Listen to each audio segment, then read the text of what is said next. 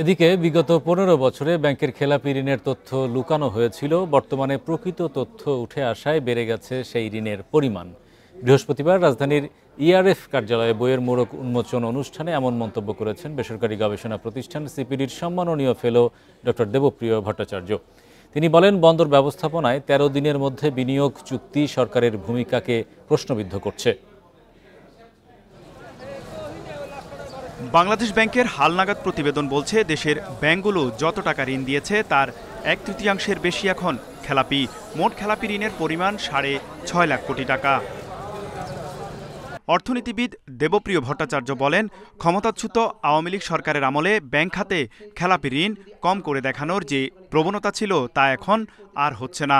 যেই খেলাপি ঋণগুলোকে লুকানো ছিল সেইগুলোকে প্রকাশ পেয়েছে, যেগুলি লুকানো ছিল, যেখানে যেখানে সঞ্চিতির ঘাটতি ছিল, প্রভিশনিং শর্টফল ছিল, সেগুলি প্রকাশ পেয়েছে। এটা শুধু খেলাপি ঋণ বেড়েছে তা না। ক্রাইসিসটা শুরু হবে ফ্রম দ্য নেক্সট ইয়ার।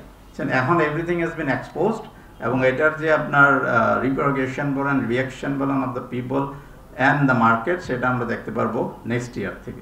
বন্দর ব্যবস্থাপনায় আধুনিকতার বিকল্প নেই জানিয়ে তিনি বলেন, যে কোনো গোপন চুক্তি বৈষম্যমূলক। ওই বিনিয়োগ আপনার নন ডিসক্লোজার এগ্রিমেন্ট দিয়ে আনতে হবে, এটাও মনে করি না আমরা। এক জায়গাতে আপনি কোনো ধরনের আপনি সংস্কার করলেন না, আর আরেক জায়গায় 2 সপ্তাহের ভিতরে এত বড় কাজ করে ফেললেন, আমি তো স্তম্ভিত হয়ে গেছি।